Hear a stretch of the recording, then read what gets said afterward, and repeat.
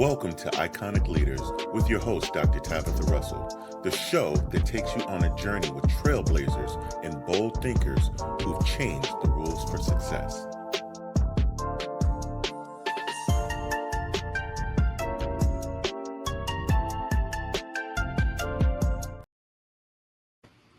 Hello there, and welcome into Iconic Leaders podcast. My name is Dr. Tabatha Russell, and I am your host. I'm so excited to be here on today, and it gives me great pleasure to welcome in our special guest.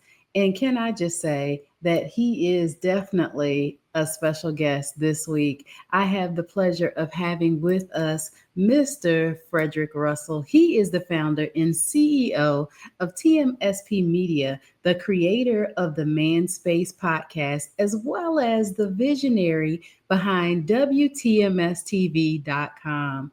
From a powerful moment in a church service to building a full scale media company, Russ has always believed in the power of voice. That's right, in the power of voice, because this is definitely how he shares his greatness with the world. Now, what started with a simple Zoom call and a headset turned into TMSP Media, a one stop production house for podcasters and content creators around the world looking to level up their brand with a deep background in storytelling, media editing, and content strategy. Russ is passionate about helping everyday people turn their message into a movement, whether through audio, video, or visual streaming platforms. He launched the Manspace podcast to create space for real conversation, and that same authority and authenticity fuels everything he builds, from solo podcasters to large production teams.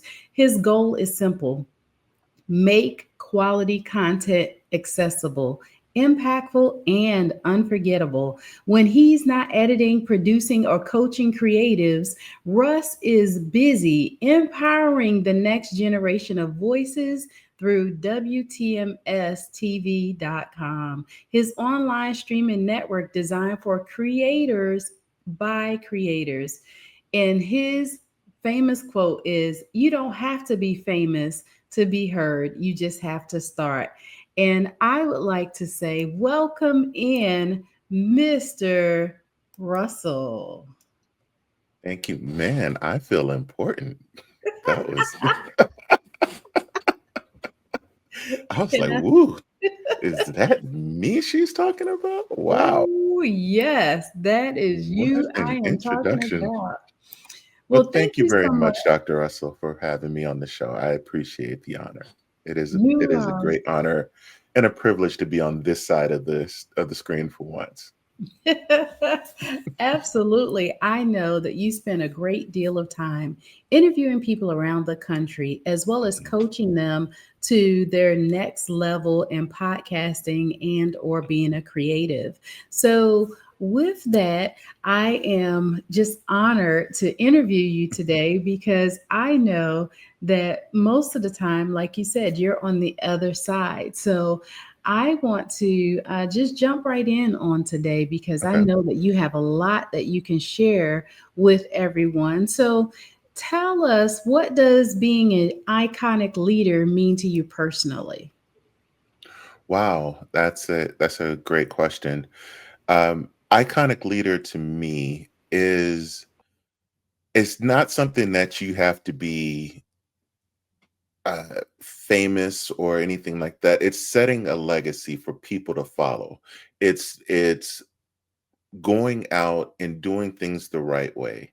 It's showing that hard work pays off. It's showing that I'm not going to skip a step. I'm going to show the steps and take people along with me. It's being teachable, but also uh being able to learn as well. So that's kind of what it means to me is you're showing the steps and you're taking people along with you.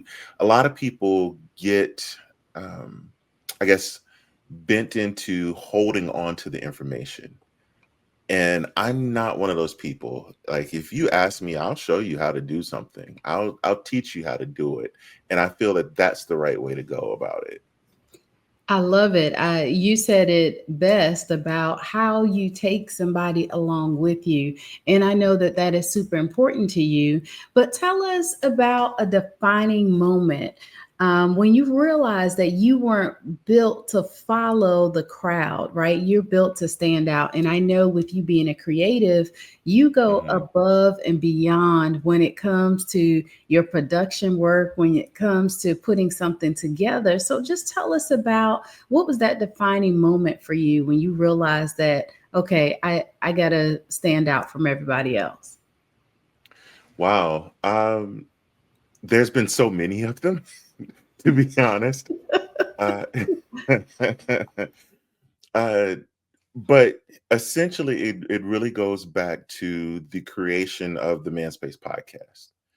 I was actually sitting in church next to my wife, my beautiful wife, and we were sitting there listening to our sermon, and I heard a voice say, "Do your show now." Now, at that point, I had flirted around with the idea of podcasting.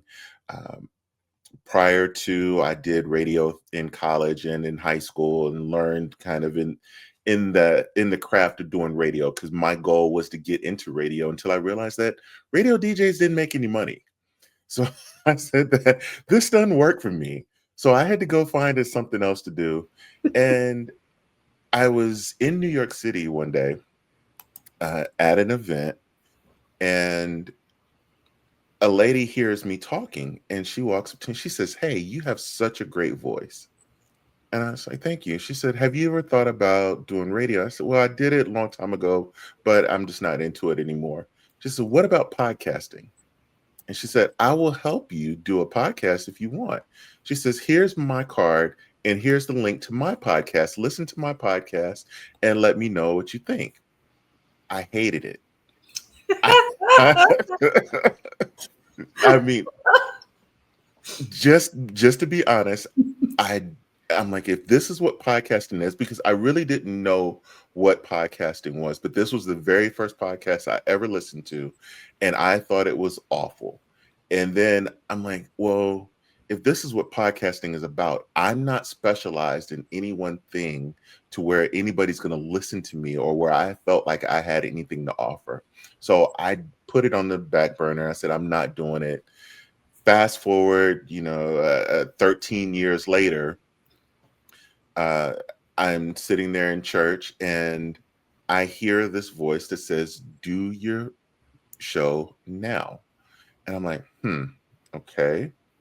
And then the voice says again, "You'll help more people by doing your show than being in a pulpit."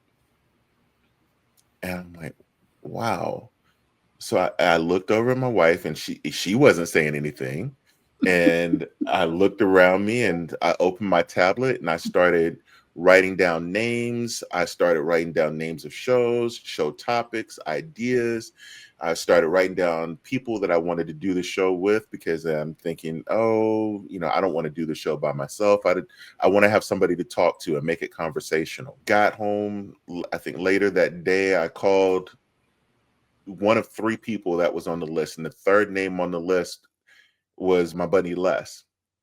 And I gave him a call. We talked for about an hour on the phone. About 3 days later, we recorded. The following week, the first show was on the air, and that was 6 years ago. And we've been rolling ever since. That first show was on the backside of awful. I mean, I can't say that it was good. It was The content itself was funny. It was good. It was entertaining, but the quality was bad. I had on these wired headphones, the old headphones that have the microphone that come around. I had on I had on that for the very first episode, and probably the first five, until I upgraded to a real microphone. But for the first episode, and every time I turned, you could hear click, click, click, click, click, click, click throughout the whole episode. I didn't know anything about editing. I didn't know how to get the sound out and all those things.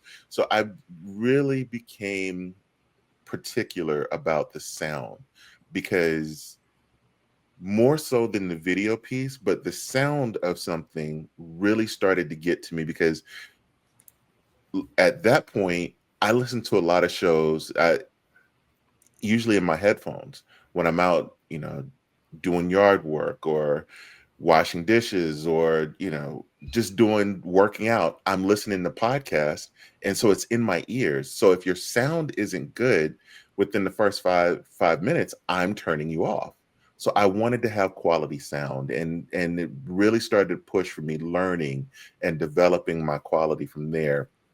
And then really starting to push and say, well, after about a year, 2 years, I really wanted to grow the show more. I said, well, we need to push into the video side of it. So we started doing video, and I became really interested and started learning and crafting. And like I said, it started from a Zoom call, and I'm like, gosh, it's got to be better than this. And what can I do to make the quality better? And then I started learning graphics and all these things. So all of it just became over time, just becoming better and better and better at it.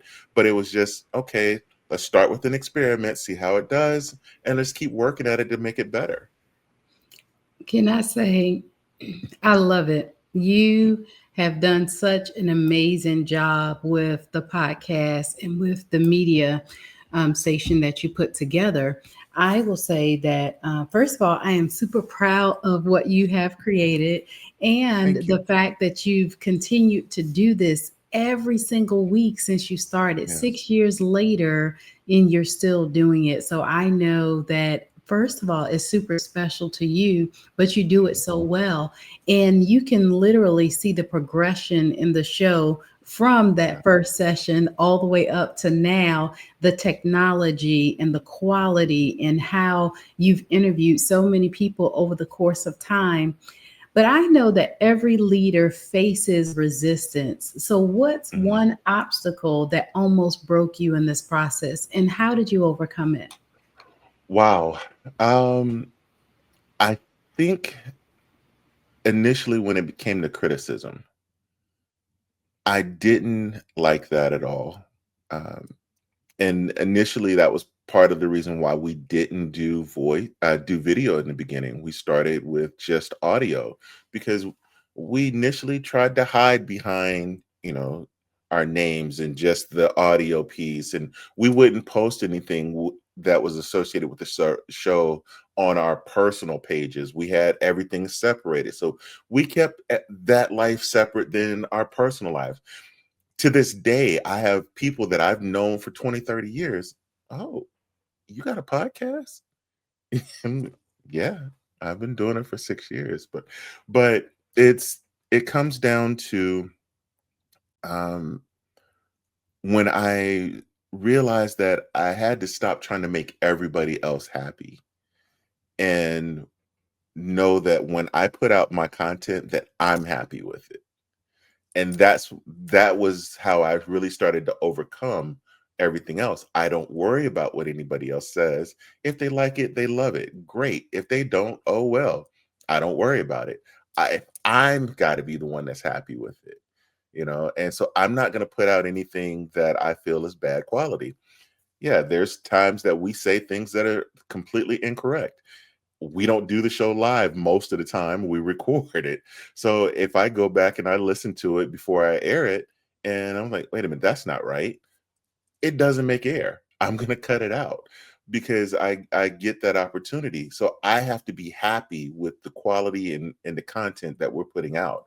I've had shows that we've done that I just felt were just bad. And like, hey, we got to redo this, man. This wasn't good. So we've done that before. And so it just really became down to my opinion on it. If I'm happy with it, then we're going to keep rolling with it. I will say that I've definitely witnessed firsthand you spending a fair amount of time working on your shows week Mhm. over week because of the quality that you want to produce and how you want to make sure that people are getting real information as Right. well as you guys are funny as all get out. So I absolutely love all of the jokes that you guys put in there. How do you balance building wealth, influence, and impact without sacrificing your authenticity? Because one thing I can say about you is that you are brutally honest and Hmm. you're going to tell it whether you like it or not, you're going to hear it. So, how do you keep that balance when it comes to that? Wow. So a lot of it is I'm not afraid to laugh at myself. And I know that I do make mistakes and sometimes it's funny. And if I can laugh at it, then I'm gonna laugh at it. And so I don't mind um, sharing those stories and being brutally honest. The balancing of the wealth side of it is, yeah, we understand that we have a responsibility when we're to our listeners to be authentic, and I think that's the part that the Man Space Nation, as we call them, uh, loves about us the most is that we are authentic. When you listen to our show, it's a conversation. Yeah, we do bring in other guests and we do interview them, but when it's just me and my co-host Les, it's a conversation. And a lot of times there's some inside jokes that only him and I know about, or the people that was involved would know about. But because we're cracking ourselves up so hard on it, other people get to like, these guys really got something going on. Let's see, and they tune in and decide to stick into it. Um, so we do feel the pressure, we do feel the responsibility, the of that side of it. Um, the wealth side of it and bringing in that, it's understanding that, yeah, podcasting itself and TMSP media itself, uh, TMSP media is essentially the parent company for everything that I'm doing. um, it's understanding that, okay, you can't do this stuff for free all the time. You got to understand that you got to bring in some sort of income, and finding different streams and doing different things. So we've done it with affiliates. We have our affiliate deal with Manscaped, so you'll hear different Manscaped commercials on the website. You'll see affiliate links out there. From time to time, you'll hear us do different things. We've had a cologne line out there for a while, which did very well, and we moved on from that one. We passed that over to someone else to take over. We had T-shirts out there for a while and different items, and those, just finding different things that stick. Um, One of the things that I will say to a lot of people is when you're in this type of field and you come out with T-shirt designs and all these things, if you're in obscurity, you're wasting your time and effort. You can't be in obscurity. So you have to build your presence in your audience to be able to have those things to bring in that revenue. So you can't be in obscurity. You have to get your voice out there. And we got to the point over time and a lot of hard work that we're heard in over 26 countries right now. You know, Yes, congratulations. thank you. Thank you. I love it. I love it. I know for sure just watching your elevation and how you balance everything out as far as coming out of obscurity, allowing people Mhm. to go on the journey with you and for them to get in on some of those inside jokes is what make you guys likable, as well as people want to listen in. I know that we've been out places and folks are like, oh my gosh, is that really you? I would say that that is super Mm, amazing, yeah. that you're getting the recognition because you're putting in the work, right? You're doing it and you're really helping people. So, what's a myth about leadership or success that you believe need to be dismantled immediately? That as a leader, that you know everything. I think that is the biggest thing. You have to be to lead, you have to be coachable as well. There is no point that I think anybody knows everything. You got to be able to continue to learn your craft because technology, everything is constantly changing. So you got to continue to learn your craft. You can't lead if you can't follow. Ooh, that's good. I love it. And I agree with you. Technology is changing all the time. I know that I am constantly learning something new, but I also position myself to do that as well. So I believe that your success leaves clues. So, what's a daily habit or ritual that keeps you operating at an iconic level? A daily ritual, and this is something that I didn't do every day, but it was something that I started to learn that I had to do. And it was getting up in the morning, saying my prayers, and figuring out my day. And it's like, okay, this is what the things I need to accomplish today. And I may list 10 things that I need to accomplish today. And then there's things that I may want to accomplish today.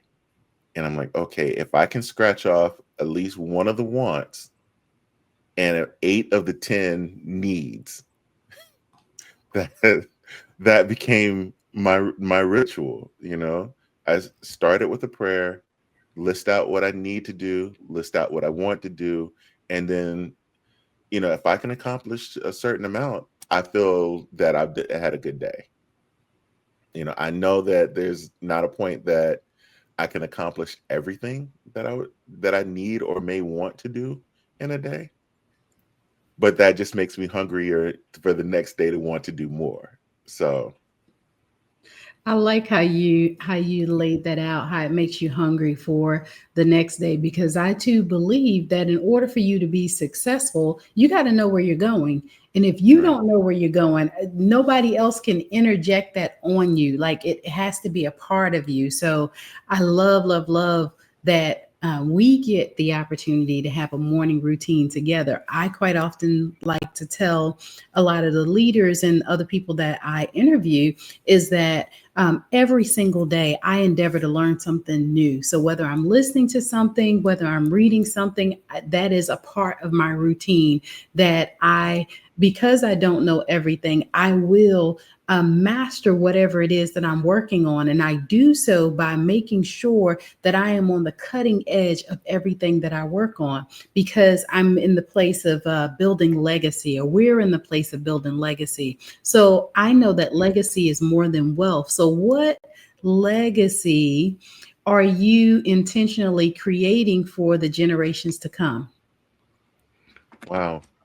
Um, with the legacy, it became a I would say initially it was all about just doing the podcast with the Manspace podcast.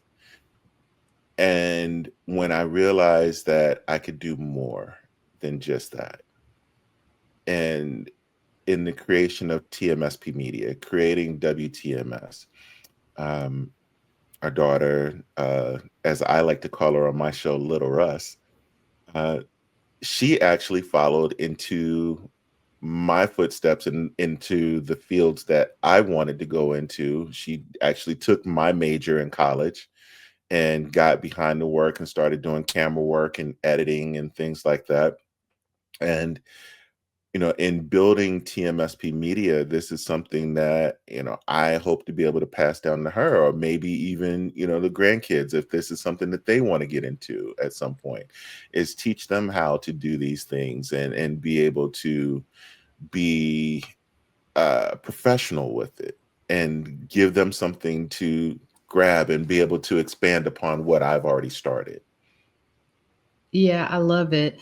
I definitely can see somebody picking up the podcast and running with it, as well as TMSP Media, because we definitely have a very talented family. Four sons, a daughter, Mhm. five grandsons. I mean, our Right. family is growing. But we know that we talk with them a lot of times about leadership and luxury and legacy primarily, but how do you personally define luxury as a leader? Because and the reason why I want us to talk about this is that people see us today, but they don't see the Mhm. process or the Right. progress that we've made over the years, personally working on ourselves, working on the things that's really important as far as acquiring assets and Right. just really setting the foundation properly. So, some other people might think that luxury is, you having your ideal truck and me getting the house Mhm. that I wanted and all of that. That's super important. However, that was not the first goals that we work Right. toward. So, define and talk about luxury as a leader just a little bit. How do you define that? Luxuries a lot of times are in the want column, right? It's not in the need column. It's the want. I want these things, you know. And so the things that you want in your life, if you set those things out there, those are things that you're going to work hard to get, to obtain. And then when you obtain those things, you work harder to keep those things and maintain those things. So a luxury item is of course not necessity, but it's just those things that you want in your life that you're going to spend extra time and work extra hard to get. Yeah, I love that. Having a plan of action definitely Mhm. is the icing on the cake when it comes to getting some of those luxury Yeah. items. Quite often, I get the opportunity to work with people in financial literacy, and one of the things that comes up is budgeting. And so, um, I quite often like to say that we will budget in those nice things, right? Some of those Right. wants. And however, you said it best is that that is not something that you need. We don't need to live in the house that we live in, but we wanted to live in the house that we wanted to live in.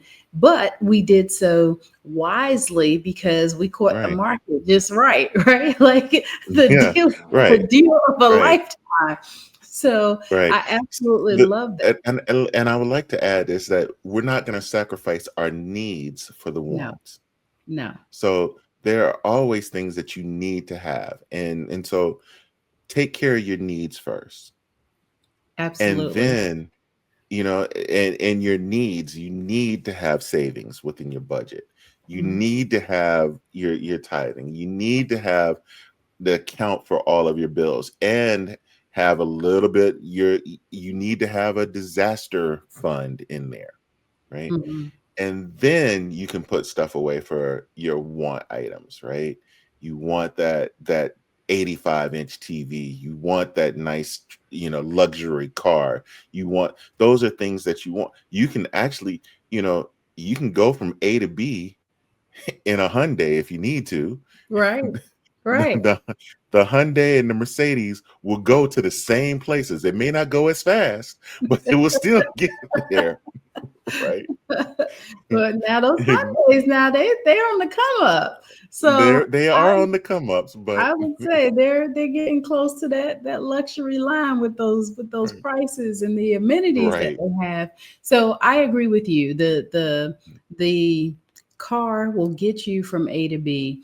And a lot of people like to hide behind assets or the yeah, things that they acquire. At that point, mhm, it's stuff, right? right. That However, stuff doesn't make you. That it does not. It does not. yeah, That's exactly where I was going, is that it mhm, does not define you in the way that most people think. And the mhm, rich, those that are wealthy, they don't even look at those type of things. Like we don't think about where we live, or we don't think about so much is what we drive because it's now a business asset.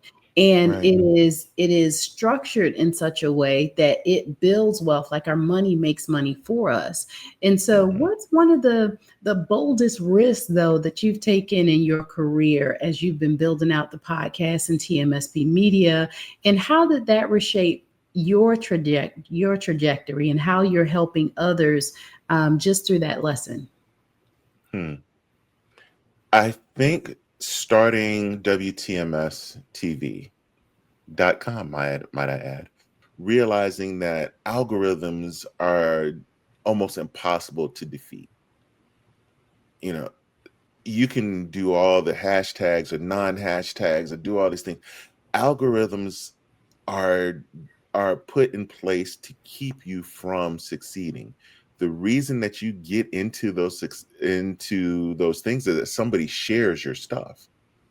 Hmm. So I got tired of sitting there and saying, "Hey, look for my show on YouTube or look for my show here, look for my show here," because uh, I what I found was that, oh, there's people biting my name. There's people, and so that people weren't able to find my stuff, Yeah. when I would tell them. So Mhm. I'm like, WTMS TV. Oh, you want to see my show? Go to WTMS TV. Right. Right. Monday It, nights, 8 o'clock. You'll see the latest episodes of let's Manscaped go. Podcast. That's it. Can I just say that I absolutely love how you've learned how to, even though you can't outwork the algorithm, there's Mhm. ways through consistency though that you can start to use it to your advantage, right? Right. You can train the algorithm on how it feeds you versus you feeding it. And one of the ways that we found is consistency, right? You said it best. You've been doing this for 6 years now. So I'm Hmm. sure that you've learned a lot of things along the way. So, with that being said, I know that for those that are listening who feel called to lead but question their power, what's your message to them, or a final word that you may want to leave with them in the way of them using their voice and really starting to own their authenticity? Hmm. So I will say is start. And it really just comes down to just starting. Your message today may not be your message tomorrow. You're going to learn and grow and adapt. And it really comes down to, as you've said several times today, consistency. It really comes down to consistency. Most podcasts fail within the first 4 to 5 episodes. They stop doing it. Some may get to 10, some might even get to 20. And when they don't see the results and don't see that they got 1,000 listeners right then, they stop. Don't worry about all of that because your message may be designed just for one person. And if you help that one person, then you should feel accomplished. We I did an episode very early. This was in our first season. We did an episode about alcohol, and we shared some of our stories of uh, not so much abusing alcohol, but to the point where, we did a lot of alcohol. And we shared those stories and we talked about statistics and things like that and the downfalls of alcoholism from there. And I got an email back where somebody said, "You just don't know how much this episode helped me." And getting that email meant so much to me that I'm like, yep, I got to keep going. I got to keep going because it doesn't matter that it wasn't 10,000 people. I helped one person. hmm That's right. That's so good. I will say it has been a pleasure talking with you about the show, you sharing some of your insights about what got you started and what's keeping you going today. Mhm. How can the audience connect with you and find Yeah. you out in these podcast streets.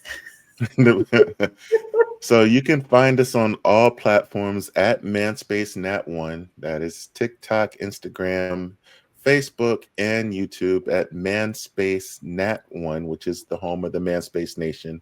You can find me on IG at I am Russ underscore the Manspace podcast. And then you can always see the show, WTMS TV, at 8 p.m. Eastern Standard Time. The Manspace is there on all platforms. So Awesome. Thank you so much for joining in thank and you. for allowing me to interview you. It has been my pleasure. And the Iconic Leaders podcast is where we don't just build brands, we build blueprints for generations to come. And it would be our pleasure to have you back again because we want to keep up with your progress and see how things are going over there on WTMS Media TV as well as TMSP podcast. So thank you so much for allowing us the opportunity to interview you, and we'll have you on again. May I give a correction, please? Yes, absolutely. WTMSTV.com is the channel. And then the media site is TMSPmedia.com.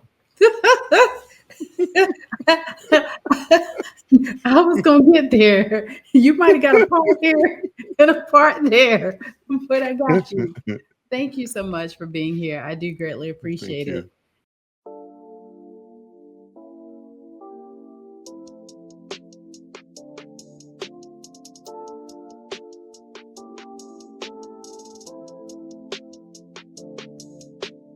Thank you for tuning in to this episode of Iconic Leaders. We'll be back with more pioneers who are defying the rules and building blueprints for generations to come. Until next time, keep leading, keep building, and keep